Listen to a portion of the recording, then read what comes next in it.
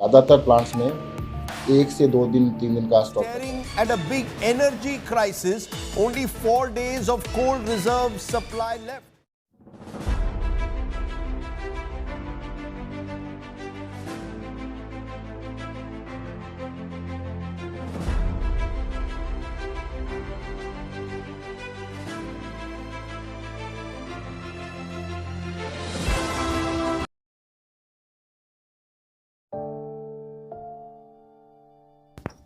तो दोस्तों, इंडिया के सामने कोविड के बाद एक नई समस्या आ चुकी है जो कि है कोल crisis.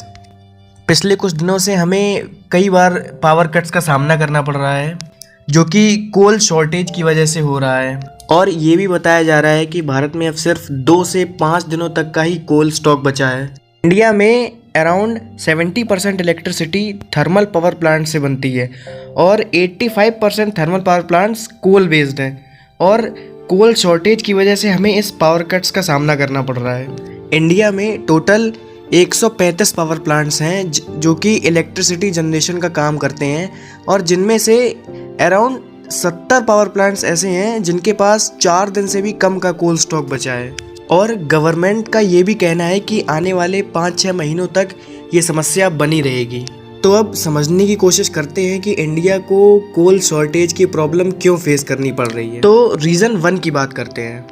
During post Covid times the rapidly growing economy of India. Covid में लॉकडाउन की वजह से इंडिया के मोस्टली सेक्टर्स बंद थे। कोविड की वजह से जिन सेक्टर्स की ग्रोथ रुक चुकी थी दे आर ऑल्सो रिकवरिंग। तो इस वजह से पावर कंजप्शन बहुत ज़्यादा बढ़ गया है और मोस्टली मैन्युफैक्चरिंग सेक्टर्स में पावर की डिमांड बहुत ज़्यादा है। अब इस चीज़ का अंदाज़ा हम ऐसे लगा सकते हैं कि कोविड से पहले मींस अगस्त 2019 में इंडिया का power consumption around 106 billion units था और कोविड के बाद when Indian economy is recovering again India का power consumption around 124 billion units है। Now move on reason 2। तो अब यहाँ पर बेसिक इकोनॉमिक प्रिंसिपल है कि अगर मार्केट में किसी चीज़ की सप्लाई कम होती है और उसकी डिमांड ज़्यादा होती है तो अल्टीमेटली उस चीज़ के प्राइस जो है बहुत बढ़ जाते हैं। और यही हुआ कोल के साथ। इंटरनेशनल मार्केट्स में कोल के प्राइसेस अप टू 40% तक इंक्रीज़ हो गए। इस वजह से इंडिया में कोल का इम्पोर्ट भी एक्सपेंसिव हो गया है। नाउ फॉर एग्जांपल इंडोनेशिया में मार्च में कोल के प्राइसेस $60 पर टन थे, पर सितंबर में यही प्राइस बढ़ के $200 पर टन हो चुका है। If we move on to the next reason that is the heavy rain caused in the month of September के महीने में बहुत ज़्यादा बारिश की वजह से कोल का प्रोडक्शन बहुत कम हो पाया है। और सिर्फ प्रोडक्शन ही कम नहीं हुआ है, जो कोल के एग्जिस्टिंग स्टॉक्स थे उस कोल को पावर प्लांट्स तक ले जाने में भी इश्यूज आए हैं। तो इंडिया में हो रही इस कोल क्राइसिस का रीज़न बारिश भी है। जनरली इंडिया में पावर प्लांट्स के पास 2 हफ्ते तक का कोल स्टॉक तो रहता ही है, लेकिन इन सभी रीजंस के चलते कोल क्राइसिस के दौरान इंडिया के मोस्ट पावर प्लांट्स में 4 दिन से कम का भी कोयला बचा है। इंडिया को इस प्रॉब्लम का सॉल्यूशन निकालना ही होगा, क्योंकि हो सकता है कि कोल शॉर्टेज की वजह से इंडिया के कुछ सेक्टर्स को टेम्परेरीली क्लोज किया जाए, माइट पॉसिबल। और इससे भारतीय अर्थव्यवस्था की जो हालत कोविड ने की थी वो अब कोल शॉर्टेज की वजह से होगी। और सिर्फ भारत ही नहीं, coal crisis has become a global problem. पिछले कुछ दिनों से इंडिया की तरह चाइना से भी इलेक्ट्रिसिटी क्राइसिस और पावर कट्स जैसी खबरें सुनने को मिल रही हैं। और इस इलेक्ट्रिसिटी शॉर्टेज की वजह से चाइना की कई फैक्ट्रीज भी बंद हैं। अब चाइना में ये प्रॉब्लम इस वजह से आई because China is going through a number of climatic reforms. China carbon emission को कम करने के लिए जल्द से जल्द रिन्यूएबल एनर्जी पे स्विच करना चाह रही है और अपने इस डिसीजन के चलते कि वो जल्द से जल्द रिन्यूएबल एनर्जी पे स्विच करना चाह रहे हैं, चाइना ने ऑस्ट्रेलिया, जो कि चाइना का मेन एक्सपोर्टर ऑफ कोल था, ऑस्ट्रेलिया से कोल के इंपोर्ट को बैन कर दिया, जिस वजह से उन्हें और मुसीबत का सामना करना पड़ रहा है। तो अब यूरोप के बारे में बात करते हैं, क्योंकि कोल शॉर्टेज की वजह से यूरोप को भी पावर क्राइसिस का सामना करना पड़ रहा है। तो यूरोप में इलेक्ट्रिसिटी जनरेशन के दो मेजर कॉजेज हैं।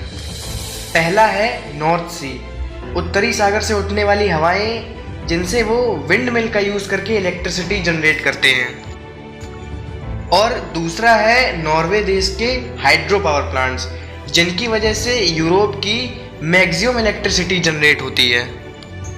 यूरोप की अराउंड 45% इलेक्ट्रिसिटी नॉर्वे के हाइड्रो पावर प्लांट से आती है। और यही रीज़न है कि नॉर्वे को power house of the Europe के नाम से जाना जाता है।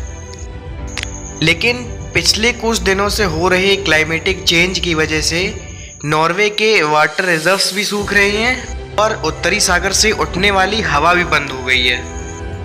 कोल के स्टॉक्स तो यूरोप के पास पहले से ही बहुत कम थे और यही मेन रीज़न है कि यूरोप को इलेक्ट्रिसिटी क्राइसिस जैसी समस्या का सामना करना पड़ रहा है।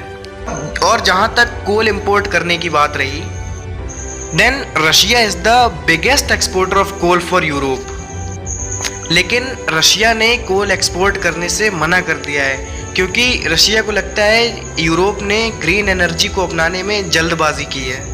Share of long-term deals in natural gas trade in favor of the spot market, where prices have now surged.